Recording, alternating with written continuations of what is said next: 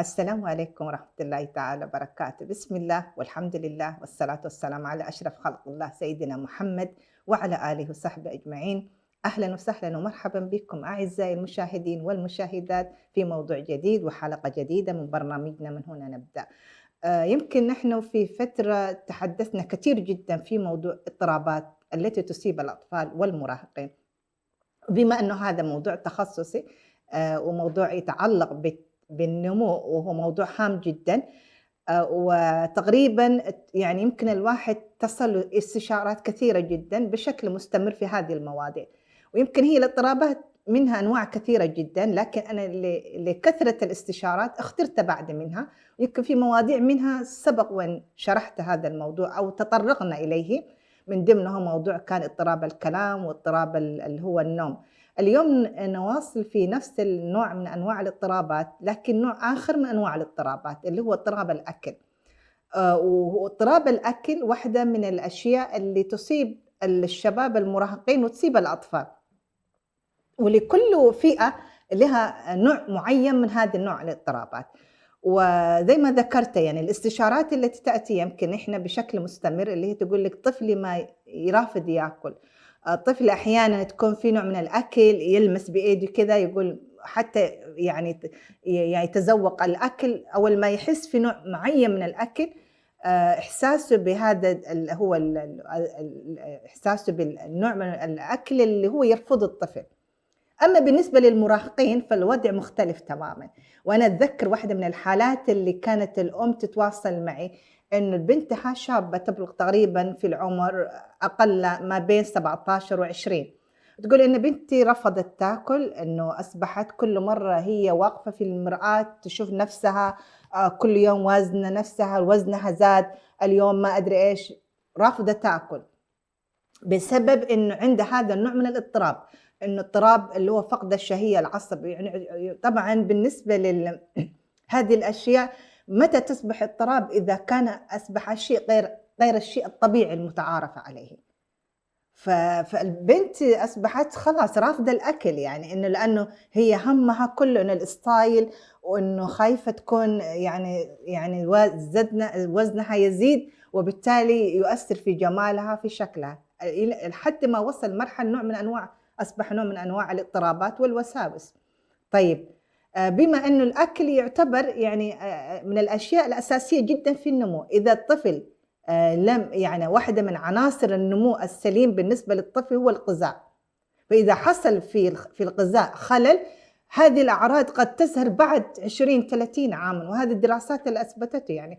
ما فقط إحنا نستهتر أو أحيانًا بمعنى أصح إنه نحن أحيانًا ما نكون جادين في هذا الموضوع، وإن أطفالنا يأكلوا أكل غير صحي.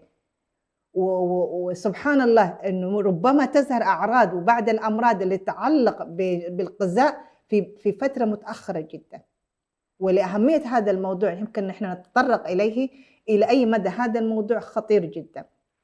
طيب نأتي الآن ما هي أنواع اضطرابات الأكل؟ طبعًا عندنا اضطرابات الغذاء فيها تقريبًا 4 أنواع، أولًا النوع الأول اللي ذكرته اللي هو المثال على الحالة اللي أنا ذكرتها، فقدان ما يسمى بفقدان الشهية العصبي، هذا النوع من الحالات يتجنب الإنسان الأكل، يعني وهذا طبعًا أكتر شيء شايع ما بين المراهقين، يتجنب الأكل أو ياكل كميات قليلة جدًا، ويكون في حالة وسواس مستمر في الوزن، وأحيانًا ممكن بعد ما ياكل إذا كانت الشاب والشابة تتقيأ عزكم الله أو تخرج هذا الأكل أو تاخذ بعض العقاقير اللي تكون مضرة، لأنه يخرج الأكل بدون ما يستفيد منه الجسم، يعني تصل حالة من حالة اللي هي الإفراط في هذا الأمر، وبيكون هو الاستمرار المستمر في الوزن. طيب نلاحظ هذا النوع من الاضطراب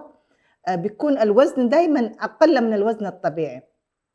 طيب نوع آخر اللي هو الإفراط في الأكل، طبعًا عكسه تمامًا اللي يكون عنده النهم والشهية وإنه ياكل تكون عنده نوبات الأكل المتكررة بكميات كبيرة جدًا غير عادية، وده ما نلاحظه في الأطفال أو في السن يكون وزنه فوق الوزن الطبيعي، اللي هي السمنة، يعني تجد إنه يعاني من السمنة وتكون واحدة من المشاكل حقيقةً يعني وتسبب يعني بعد المشاكل الاجتماعية. النوع الثالث اللي هو اضطرابات الشراهة عند تناوله، يعني مثلًا يكون عنده اضطراب لكن مرتبطة بأحداث معيّنة، يعني مثلًا في نوبة وأحيانًا تأتي في الأسبوع مرتين. يقول لِك في بعض الشباب يقول لِك أنا لمّا أكون غضبان أو زعلان أو وقت يعني يكون مكتئب، على طول يكون يفرّق اللي هو اللي هو الطاقة السلبية اللي عنده أو الحالة النفسية، حالة القلق، حالة التوتر، حالة الاكتئاب على الأكل، فتجد إنه بينهَم ياكل الأكل ويكون عنده إحساس بالذنب، يعني سبحان الله. وهذا النوع من الاضطراب اللي هي النوبات اللي تأتي على الأقل في الأسبوع مرتين، ونتيجة للأحداث اللي ذكرناها يكون عنده هذا النوع، الشخص يكون عنده نوع من عدم الرضا، يكون عنده تأنيب الضمير، ودايمًا يستحي إنه يعني حتى يكون هو في يعني يختبئ وهو ياكل، يعني ما ياكل أمام الآخرين يعني.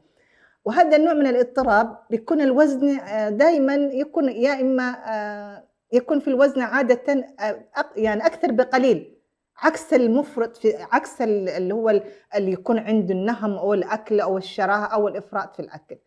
النوع الثالث الرابع، وهذا النوع من الاضطرابات اللي هو تناول أنواع محددة من الأكل، أو خاصةً نلاحظ هذا النوع في الأطفال، يعني مثلًا في الطفل لو حس إنه في بصل في الطعام ما ياكله، أو يكون ياكل كميات قليلة جدًا. وأنا أعرف واحدة من الأطفال اللي هي تبلغ من العمر تقريبًا 4 سنوات، هذه الطفلة اللي حصل عندها يعني أصيب أحد والديها بمرض يعني مزمن، وأصبح إنه ما يتواجد في البيت بشكل الطبيعي اللي كان متعودين عليه، هو على طول في المستشفى وهذه الأشياء.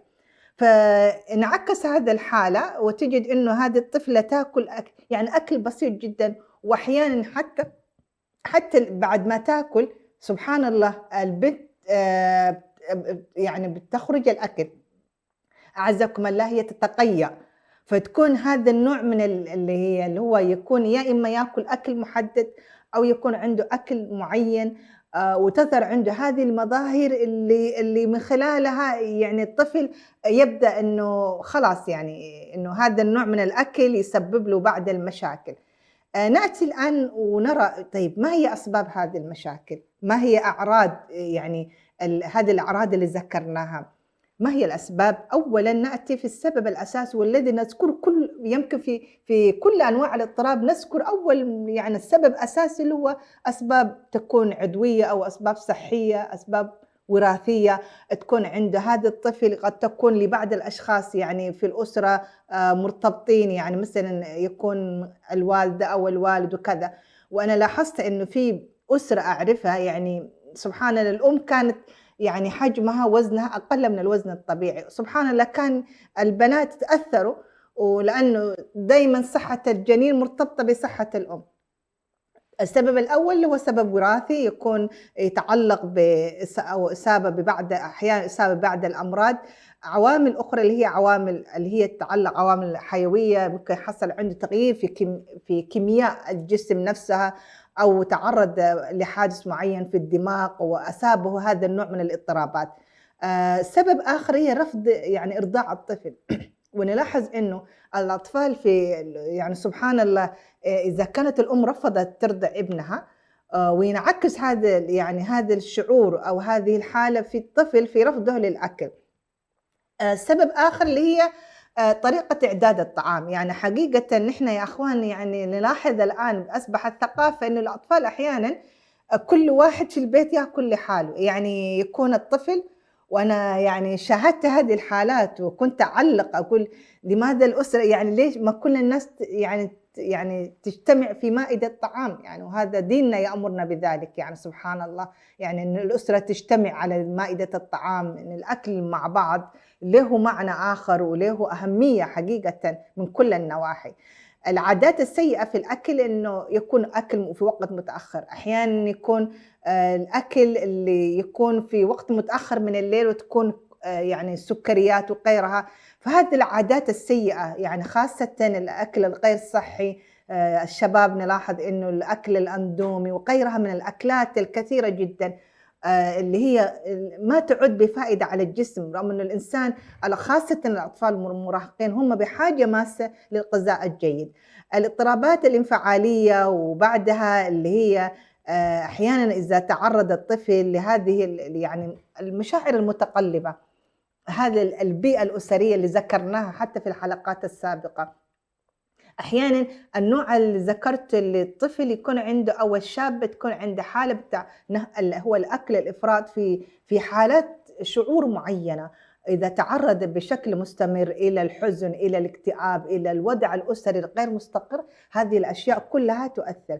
بالإضافة لنقطة أخيرة اللي هي التحكم يعني في الطعام، يعني الأم تجبر الطفل لأكل معيّن أو كمان يكون طريقة عرض الأكل، الأشياء اللي يعني حقيقةً تؤثر على الأطفال نفسهم. ونقطة أخيرة اللي هي بعد الأشياء اللي تصيب الأطفال مثل أمراض في الفم وغيرها، فلا بد إنه هذه هي الأسباب، جملة الأسباب اللي تؤدي لهذا النوع من اضطرابات الأكل والغذاء.